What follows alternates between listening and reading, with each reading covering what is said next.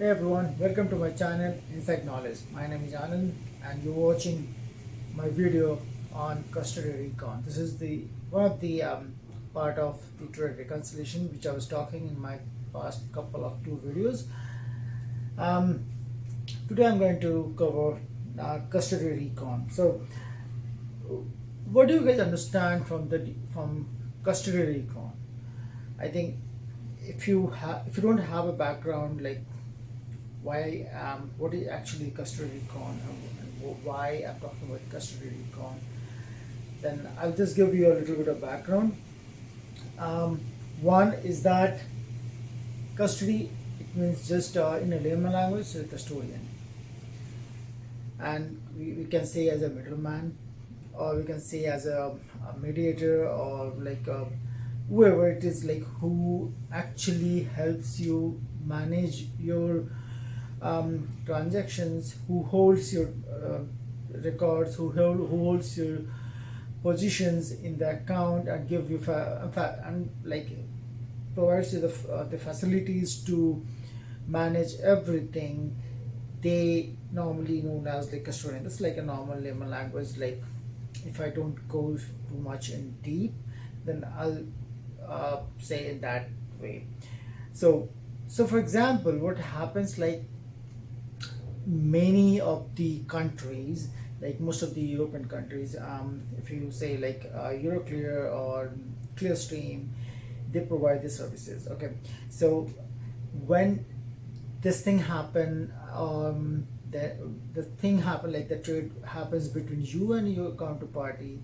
So for example, I'm in Canada and I want to settle a trade in London. I have to go for a custodian who is local in that country. So, for example, my custodian is BNP. BNP, I'm using BNP platform to match the trade with the counterparty. So I'll have the SSI, I'll have all the details about the BNP, and BNP will help me in settling the trade. So when the trade get booked, it will be booked from my side, like from Canada, facing DNS, facing London, where the counterparty is. I'll have the SSI of that counterparty. I'll send my instruction. It will flow from my Canada account to BNP, who is my custodian, who is managing my everything, to flow to his account. From there, he will see what instruction is coming out from the my counterparty who is sitting in London in the local market. So in London, we use normally Crest. So that's for the UK. They have the Crest market. So when the local counterparty, he's sending instruction on my SSI, BNP will match those trades. When he'll check his system, he'll see like, okay, from Crest we are getting a trade which is from this counterparty is facing my SSI with all the details to my client. BNP will match the trade. Now that is a custodian which matched the trade in the local market. That's like one of the BNP. Citi and BNP, they do a lot of local market transactions for a lot of clients. Now, for example, the BNP did the job over here as a settlement. Now, if I talk about, if you think from that perspective, this is BNP. I'll say this is BNP. So, BNP. So, custodian is BNP. This is me, and this is my counterparty. So, whenever there is a recon happen from the custody recon, there will be couple of transactions. Literally couple of transactions. Not only from my side, it will be reconciliation will happen in the custodian in their account as well. So the reconciliation is not only happening at bank, it also happens at the custodian, because custodian has to make sure all the transactions goes through the account which is opened with the bank, like whoever the counterparty is, and is matching exactly with the trade which it should match. So from my perspective, if I am doing the trade and the trade was settled, I will expect one as a ledger entry, that is my internal booking, one as a settlement, the statement which is from coming from my BNP. So when I'm matching the instructions, I'll match based on these two details. Whatever the transactions has been settled in the market, I'll match the instruction based on what I have a ledger and a statement from BNP. Similar thing will happen at the counterparty side. They must be having a custodian, whoever the custodian. For example, for counterparty, the custodian is JP Morgan. Now, counterparty has sent an instruction to JP Morgan. JP Morgan sent out an instruction to BNP. Now BNP matched the trade with the JP Morgan. Now JP Morgan will send a statement to counterparty, and counterparty will match their internal ledger, and they will net off the trade and it will close. Now, this is only from our internal booking perspective, like from our internal side, but there is a reconciliation happen at the BNP account as well, because they are not only looking after our account, they are also managing a number of clients. They have to be flat in all the client account. They cannot be long or short in any of the client's account. So long and short will only happen if the reconciliation was not done properly, or the trade was not matched with the exact trade which it should get matched.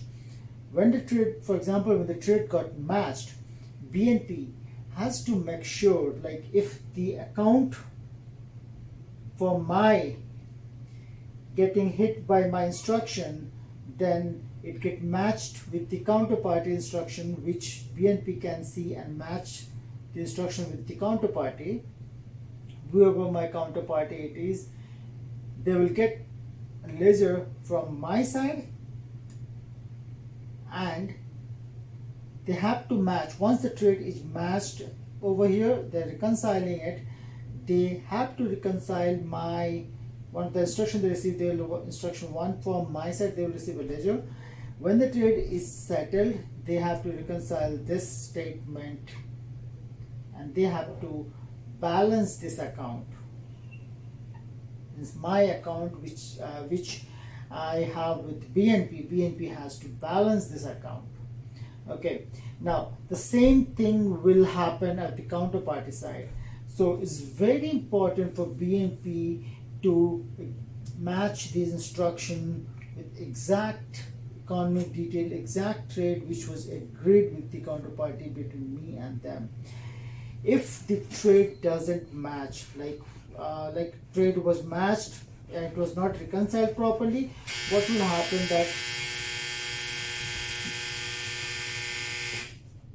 if the trade was matched and reconciliation didn't happen, like the BNP failed to reconcile the position, the account will be long or short. Either it will be short or it's long. If it's long and short, for example, if I was supposed to hold, if I bought 100 share and it was not reconciled properly, instead of 100 share I'm showing only 50, so I'm short by 50 shares. So what will happen if I place a sell for 100 shares, then BNP will see, oh, there is only 50 share in my account. What about the 50 share? What happened to the 50 share? We are short in BNP account. Why? Because BNP failed to reconcile the trade. Now, it will be BNP responsibility to settle that 100 share with the counterparty, and they have to work on this short of 50 share. They have to work on the reconciliation. They have to go back in the system, find out what happened, why client account is short by 50 shares. So I will be not responsible because we have sent all the details for the settlement when the trade settled. Now it's BNP responsibility to look after the exact ledger and statement get matched with all the trades for all the trades, and the counterparty account should be flat. So this thing is very important when it is short, but what happens if it's long? Then also, like when it's long, I don't mind, like it's fine, my account is showing long, but I should be worried like why it's showing long, and what happened if I sell the extra share.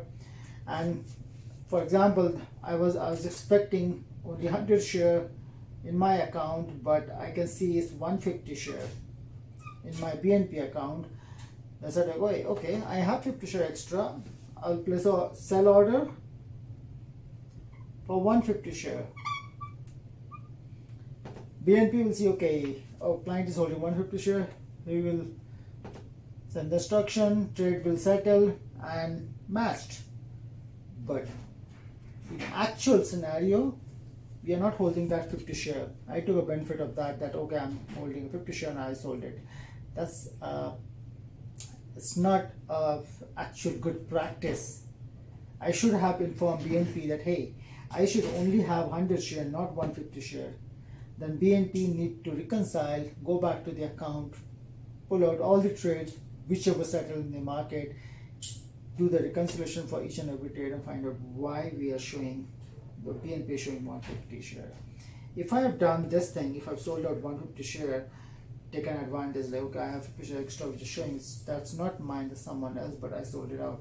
At some point of time, BNP, definitely they will find out like, okay, we sold 50 share extra. They'll come back to us and they will ask us, hey, due to a reconciliation issue or due to a settlement issue, we credited 50 shares extra in your account and it was sold out from your end. That thing happened just because BNP didn't reconcile it properly. And then it will be a lot of back and forth emails to happen, and then at the end, either I have to agree and I have to buy the 50 shares back so that my BNP can have the 50 share.